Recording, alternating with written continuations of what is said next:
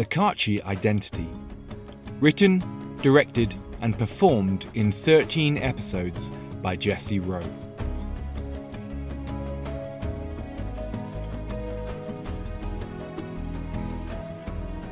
Chapter 13. The Identity.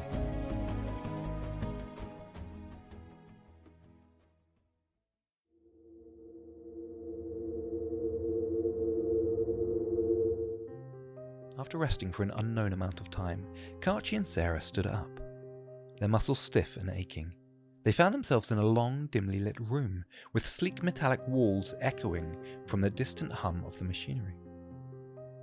The platform they stood on seemed ready to receive passengers from a hidden maglev tube system. The air was cool, almost sterile, and the subtle vibrations of the underground facility added to the sense of urgency. They walked cautiously to the far end of the platform, the word exit glowing in faint neon above a glass door. Beyond the glass door, a small milkshake stand came into view.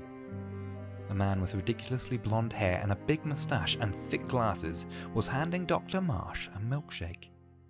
She took a big gulp, her face momentarily relaxed. She smiled at the cafe barista and said, "Thank you. It is very nice that you have done such a thing for me." Dr. Marsh leaned casually against the window, oblivious to Karcsi and Sarah hiding below. An older man, another doctor, approached and stood next to her, striking up a conversation. His presence was formal, his white lab coat pristine against the sterile environment. "How was your journey?" he asked. "It was fine," Dr. Marsh replied. "But I still struggle with the physical toll of the maglev tube I have to take so many times a day." She smiled, taking another sip. "This special mango milkshake helps me with the mind pain." Dr. Ludlam eyed her curiously. "And what is it that you are drinking?" "The barista makes me a special drink for my travels," she answered firmly, her tone almost defensive. "He ensures I have the best mangoes imported specifically from Chile." Dr. Ludlam's gaze shifted from Dr. Marsh to the milkshake, and then to the cafe barista. Suspicion clouded his face. Without warning, he pulled out a gun from beneath his lab coat and pointed it right at the barista. Dr. Marsh, shocked, exclaimed, "Why are you pulling out a gun, Dr. Ludlam? We are perfectly safe here. No one can get into Balmoral Castle without my specific permission." "But what happens if someone is already here?" Dr. Ludlam said angrily. What do you mean?" Dr. Marsh, always composed, began to panic. "What do you mean, Dr. Ludlam? Do not lie to me now." Her calm demeanor crackling. Her eyes darted around, searching for unseen threats. Dr. Ludlam walked slowly towards the barista, who stood almost frozen in hesitation, and the doctor grabbed him, ripping off his thick glasses and fake moustache. Karcsi's breath caught in his throat as he recognized the man beneath the disguise. The barista. It was his father, Robert. The shock hit him like a physical blow, his mind racing to make sense of it. Dr. Marsh, reacting with a mix of rage and fear, pulled out her own gun, pointing it at Robert's face, right between the eyes. Both scientists now with their weapons trained on him, their fingers twitching on the triggers.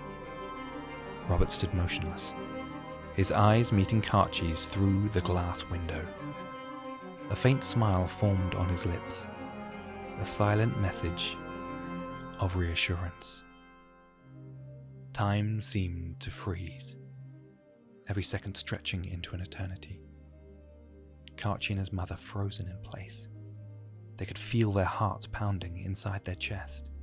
The air was thick with imminent threat. As Dr. Marsh and Dr. Ludlam were about to pull the trigger, Karcsi and Sarah sprang to their feet, pressing desperately against the window. Their screams were muffled by the thick glass, their faces contorted with fear and desperation. Robert noticed them, his smile widening in recognition and pride. He had done it. He had found them. But it was too late. Both scientists fired their guns simultaneously, the sharp reports echoing through the room. Karcsi and Sarah watched in horror as Robert's body then crumpled to the ground. The smile lingered on his face, even in death. The silence that followed was deafening. Dr. Marsh and Dr. Ludlam stood over Robert's lifeless body, their guns still smoking. Karcsi, his mother, both were left staring through the glass. They both screamed, both internally and externally, frantically pounding on the glass door to the cafe area. Their desperate attempts to force it open were futile. The door was locked forever, until Dr. Marsh turned, a cold smile playing on her lips as she held up the key, taunting them. She pulled out a radio and called for security, her voice calm and authoritative. Turning back, she pointed her gun directly at Sarah and Karcsi, firing once. The bullet ricocheted off the bulletproof glass, leaving a spiderweb crack, but no entry. Security guards arrived swiftly. Dr. Marsh, with a cruel smirk, brandished the key. Stand back, She ordered the guards. I want to shoot them personally. Just as she was about to unlock the door, Sarah acted upon instinct. She removed one of her prosthetic legs and wedged it between the door handles, preventing the door from fully opening. The doors parted slightly, but not enough to allow entry. Dr. Marsh's frustration was growing. She slipped her hand through the narrow gap and fired her pistol blindly until it clicked empty. In a fit of rage, she grabbed the machine gun from one of her security guards and began shooting at the door. The sturdy construction held firm. Dr. Marsh then turned to Dr. Ludlam, pulling a tablet from his lab coat pocket. With swift, practiced motion, she accessed the program, and Karcsi's fingers began to twitch, just like they'd done on the bus back in France. Horror washed over Karcsi's mother's face as she realized Dr. Marsh had complete control over her son, her puppet. He was now enslaved by her terrifying technology. But Sarah wasn't helpless. She, too, was a computer scientist. She remembered that inside the capsule she had travelled in, there was a lab coat and a small computer tablet inside. It must have been left there by the last user. She hurried to it, opening it to find a lab coat and grabbing a small computer tablet. To her shock, the lab coat bore Dr. Marsh's name tag. She powered on the tablet and quickly navigated the interface, searching for Karcsi's control signal. Through the glass, mother and scientist engaged in a silent, high-stakes duel, each trying to outmaneuver the other. Dr. Marsh commanded Karcsi to remove the leg, whilst his mother fought to keep it in place. The battle of wits and tech was intense, but Dr. Marsh was faster, more adept. Sarah felt herself falling behind until a sudden alert flashed on her screen. It indicated a new patient had completed their allotted dose of metamorphosis acid and was now controllable. The name on that alert was none other than Brunhild Marsh. In that instant, everything clicked into place. Robert, disguised as the cafe barista, had been slowly poisoning Dr. Marsh with the mango milkshakes. Sarah's heart pounded as she realized the implications. Robert had planned this all along, subtly feeding Dr. Marsh the very poison she had intended for others. With now renewed determination, Sarah accessed the control program for Brunhild Marsh. She could see the confusion and fear in Dr. Marsh's eyes as she realized what was happening. Sarah took control, forcing Dr. Marsh to drop her gun. The security guards, bewildered, hesitated, unsure now of whom to obey. The tables have turned, Dr. Marsh. You're not the only one who can control people with a computer. Karcsi, now free from Dr. Marsh's influence, collapsed to the ground, breathing heavily. Sarah quickly retrieved her leg and reattached it, her hands shaking with adrenaline. She approached the security guards, who looked uncertain and confused. "Stand down," she ordered. This is all over now." As the guards lowered their weapons, Sarah helped Karcsi to his feet. Together they moved towards the exit, leaving Dr. Marsh standing helpless, trapped by the very technology she had tried so hard to create perfectly without any flaw. Yet there, she was the flaw. Sarah swiftly turned, eyes fixed on Dr. Marsh. She could not leave that room. Not now, not with so much at stake. She walked to Dr. Marsh, still tapping on the screen in front of her. She made Dr. Marsh walk over to her husband Robert, lying silently on the ground. She manipulated her to go down onto her knees and gently closed his eyes. And then, with the wave of a gun, instructed Dr. Ludlam to remove his lab coat and cover Robert's lifeless body. She then commanded Dr. Marsh to rise, to stand right in front of Dr. Ludlam. There, with a few taps on her screen, she made Dr. Marsh punch him right between the eyes. The doctor fell straight to the ground, unconscious. Dr. Marsh, now a puppet under Sarah's control, led them down a series of cold, dark tunnels. The air grew colder and damper with every step, the sound of dripping water adding to the unsettling atmosphere. Karcsi followed patiently, watching, taking it all in. He was now free from the controls of this game. Yet, free he may be, these walls, these rough-hewn stone that covered him, were still hemming him in. Their footsteps echoed ominously. Suddenly, they heard gunfire. Guards were in pursuit, their shots ricocheting off the stone walls. Sarah urged them forward, her heart pounding as she fired back, her hand steady despite the adrenaline coursing through her veins. Several times they found themselves lost, doubling back as the labyrinth tunnels twisted and turned. And then something happened. Dr. Marsh stood in front of a door. Still under the control of the computer, she reached out and turned the handle. It squeaked open. There, from the darkness of the corridor, they could see into a room full of flickering light. They had reached a large chamber, the source of the flickering light now apparent. Massive screens lined the walls, glowing ominously and showing live feeds from cities all around the world. Green Park from London was at the centre, where millions of people sat upright on the grass, their faces blank and expressionless. But the same event was happening to millions in Times Square in New York, Jardin de Luxembourg in Paris, Red Square in Moscow, Tiananmen Square in Beijing, and even the Kaaba in Mecca. What in the world is this? It's not just London. Mom, look in the centre of the room. In the middle of the room, tied to a throne, was King Charles III. His eyes were a wide mix of fear and resignation as he watched the screens above him. He was not under control. He was watching with eyes of a human mind, filled with grief and pain. Is King Charles? He's tied to that chair and forced. He's forced to watch all of this. Hello there. Please, you must stop this. I'm being forced to see it. I see it all. The system, it controls everything. Everything. I didn't know. I didn't know what she was doing. I didn't know what she asked. I just agreed. Dr. Marsh, under Sarah's control, moved mechanically to untie the king. She then took his royal scepter, and with a couple of taps on the computer screen, Dr. Marsh lifted up the king's scepter and began smashing the towers of computer servers. These servers powered all of the humans across the globe. With every bash and smash, a city or even a country was given freedom. The inhabitants leapt for joy, seeing in the screens plastered across the walls of the chamber. Within seconds, the server room was a steaming mess, and the screen showed millions, in fact billions of freed souls, unable to understand what had once held them captive. And now, they walked back into their lives as free men and women. "Oi, soldiers, they're in here!" shouted a guard.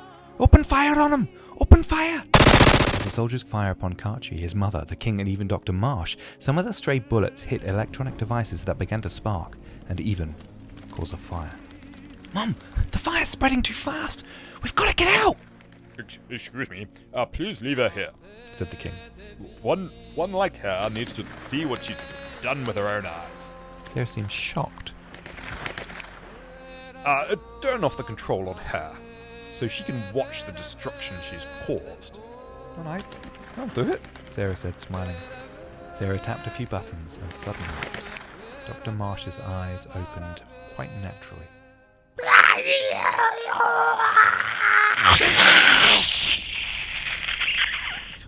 That's too late for that, Dr. Marsh. You'll face the consequences of your actions. Well, goodness. I will, I'm going to stay behind, and I will, make sure she sees this all completely. Be careful, King Charles. Let's go, Mum. We need to find our way out. And, if there's anything else that needs to be dismantled, I will, go ahead and do it. Come on, Mum. Let's go. We gotta go. Go, I'll be fine. Gosh, just make sure everyone finds out the real truth and that I had nothing to do with it. Karcsi grabbed his mother's arm and pulled her in close. Mum. Should we at least give her a chance to run for it? No? Just give her a chance of a new life. No. No, my boy. She deserves to suffer. You have to know that. She deserves to suffer for all the suffering she's caused in the world. It's not just Paris. It's not just London. You saw on the screens, it's the whole world. As Karcsi saw his mother stride further down the corridor, he stayed still and looked at the king and Dr. Marsh. Then, silently, he counted. 1, 2, 3, 4, 5. No, I have to. He walked swiftly back into the chamber. Standing on his tiptoes, he whispered into his ear. Your Majesty, once everyone's free and the world's suffering is over, and she knows what she's done, cut her loose, Your Majesty, and let her be free too. I beg your pardon? What do you mean? It's preposterous. Karcsi shook his head. It was out of his hands now. He turned and walked briskly from the chamber, but took one last look back. He continued to hold Dr. Marsh's head forward so she could watch the unfolding chaos. Her tear-filled eyes closed in despair as she faced the consequences, finally, of all her actions. Come on, Karcsi! We can't wait! The cars will be after us. Just come on! Wait, Karcsi, look! Up ahead! You see there's a door? The one with the round window? There's a light in there. Movement inside. Movement! Go up and have a look! Do you think it will lead us somewhere? Karcsi whispered. It's worth a look, isn't it? Karcsi ran up to the window and went on his tiptoes and looked through the circular glass. All he could see was shadows on the far wall. He looked back at his mother, who stepped forward and looked through herself. Karcsi? What's wrong? What'd you see? Karcsi, I don't know if you want to see this, but I think you need to. Sarah lifted up her son, and he saw through the window. I see them. There's 9 children in there. There's 9, Mum. 9 children just like me. They're on beds, each with a coloured band on their arm. None of them are orange. I was orange, Mum. I was orange. The room is so dimly lit, I don't know if I want to see anymore. Mum put me down. I don't want to see anymore. Sarah tried the door, but it was locked. Karcsi just stood there shaking his head, silent. Karcsi, we need to get them out. We need to find a way in or force this open. We cannot leave them. Karcsi was frozen. His mind was shaking. His head was shaking, but he was frozen deep inside. Karchi's mother then removed her arm one last time. She knew this would be worth it. If it broke and would never repair, it would not matter. She used it and smacked the hinges, which jolted a little. Someone's trying to get in, said a voice from inside the room. I'm so scared. I don't want to stay here anymore, said a child inside. Karcsi, hurry. We don't have much time left. Karcsi pulled on the door and ripped it off its hinges. Hello? Can you hear us? Hello, kids? Can you hear us in there? Who's there? Please help us. Who's there? We're here to get you out. Come on, come. How many is there of you? Sarah asked. There's 9 of us. They've been keeping us here, making us do terrible things. Absolutely terrible things. Please, we want to go home now. Did they hurt you? Karcsi asked. Are you alright? They did things to us. We did things we didn't understand. We're getting you out of here, Sarah said. Do you know how to get to the surface? Each child shook their head. They knew not where they were. Neither did they want to. We just need to move quickly. Come on, follow us closely. Stay quiet and stay together. The children shuffled and moved towards the door. The tunnel continued, deep into the darkness. I think I see light up ahead. Yes, Karcsi said. Run towards it. Go, run, he said with a smile on his face. The 9 children and Karcsi and his mother all ran towards the light at the far end. Finally they found a long ladder and began to climb up, their muscles burning with effort. Sarah, now with only one arm, struggled, but her inner drive drove her on. They emerged through the hatch into a blinding sunlight, squinting their eyes as they adjusted. They found themselves in the shadow of a majestic castle, its turrets and towers soaring against the clear Scottish sky. The castle, an imposing structure of granite, sat amidst the rugged beauty of the Scottish Highlands. Have a look at that, Karcsi said. That's beautiful. Rolling green hills dotted with wildflowers stretched as far as the eye could see. Dense forests of ancient pines framed the horizon. A serene trout river wound its way through the valley, its waters sparkling in the sunlight. Karcsi turned to look at the fellow children, but he could not see them behind him. He looked around, and on the horizon he saw 9 children running this way and that and disappearing into the sunset. For wherever they were heading, neither he nor they knew, but he smiled to himself. For wherever they went, lost in the world, but at least they were free. That was when he noticed in the castle's car park, amidst the chaos, they spotted a sleek Aston Martin DB9, its polished surface gleaming. The door was ajar, and the keys dangled invitingly from the ignition. A parking space labelled caught Karcsi's eye. Dr. Marsh, he smiled. Quick, get in, Mum. Let's go. Karcsi helped Sarah into the passenger seat before sliding behind the wheel. The powerful engine roared to life as he revved it, the sound echoing off the castle walls. The road ahead stretched out like a promise of freedom. The Scottish Highlands unfolded before them. Karcsi stole a glance at his mother. She leaned back in her seat. For the first time in what felt like an eternity, they allowed themselves to breathe, to finally hope. The Aston Martin sped down a road, the landscape of the Scottish Highlands unfurling like a tapestry of greens and blues. The road stretched out before them, a path to freedom, adventure, and eventual healing. Whatever had happened was gone. Now, they were free.